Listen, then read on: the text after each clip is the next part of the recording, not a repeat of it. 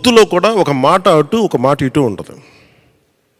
పై స్థాయి నాయకులు మాట్లాడినా కొన్నిసార్లు కింద స్థాయి నియోజకవర్గపు స్థాయి నాయకులు ఇంకా పంచాయతీ స్థాయి నాయకులు కూడా ఒకసారి కొంచెం ఇబ్బందికరమైన పరిస్థితులు ఉంటాయి. నాయకత్వపు లక్షణాలు పంచాయతీ స్థాయి నుంచి వార్డు స్థాయి ఎవరికి ఉన్నా కానీ దీన్ని అర్థం చేసుకొని పైకి వెళ్ళకపోతే నేను చేసే ప్రయోజనం ఆ ప్రాంతం వరకు నిష్ఫలం అవుతుంది. అందుకని దీంట్లో నేను అందరికీ మాటిస్తున్నాను, ఈ పొత్తుతోనే మనం ప్రభుత్వం తీసుకొస్తున్నాం. జనసేన తెలుగుదేశం ప్రభుత్వాన్ని తీసుకొస్తున్నాం. దీంట్లో కొన్ని ఆటుపోట్లు తప్పవు, భరించాలి. ఒక మాట ఎక్కువ ఉంటుంది, ఒక మాట తక్కువ ఉంటుంది. అల్టిమేట్గా మన అందరికీ కావాల్సింది ప్రజా సంక్షేమం.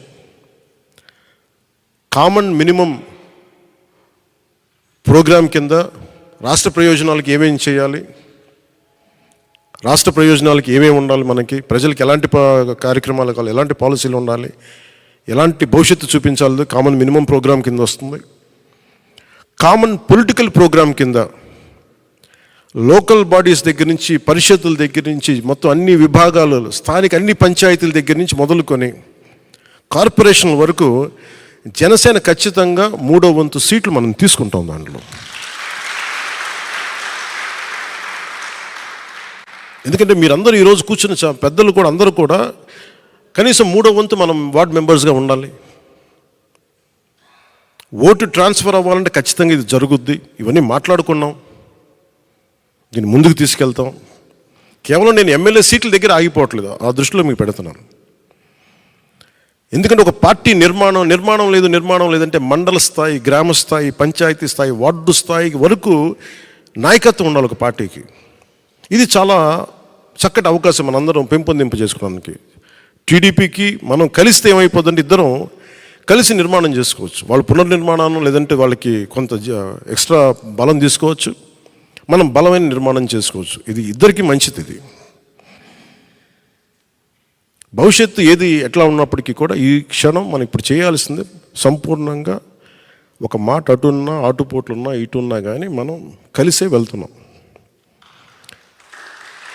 అలాగే వారు 2 సీట్లు అనౌన్స్ చేశారు కాబట్టి ప్రత్యేక పరిస్థితుల్లో నేను కూడా ప్రత్యేక పరిస్థితుల్లో ఈ రోజున రిపబ్లిక్ డే రోజున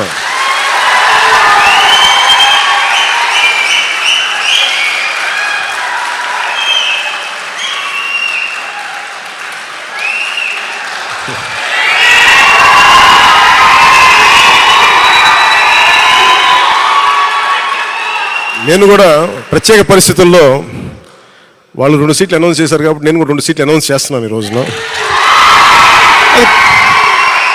పరిస్థితులు అలాంటి. సో నాకు కూడా ఒత్తిడి ఉంటుంది, అప్పుడు చంద్రబాబు గారికి కూడా ఒత్తిడి ఉంటుంది, నాకు కూడా ఒత్తిడి ఉంటుంది. కాబట్టి ఆ ఒత్తిడిని నేను కూడా తట్టుకోవడానికి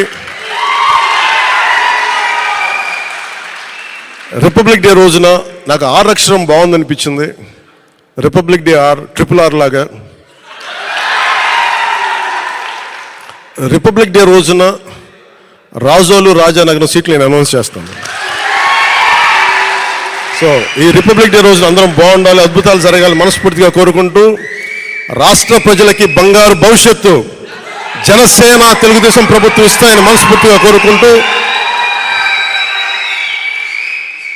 ఈ పర్యాయం నన్ను నమ్మండి, వ్యూహం నాకు వదిలేయండి.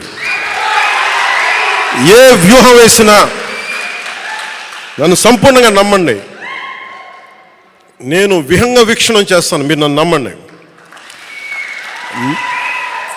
నాకు దశాబ్దం అడగట్లా, ఈ ఎన్నికలు దాటనివ్వండి, 5 సంవత్సరాలు టైం ఇవ్వండి. నాకు మీ గౌరవానికి ఏమాత్రం భంగం వాటిల్లకుండా మన నాయకులకి ప్రతి ఒక్కరికి గుర్తించే బాధ్యత నేను సంపూర్ణంగా తీసుకుంటాం. ఈసారి కలిసి పనిచేద్దాం.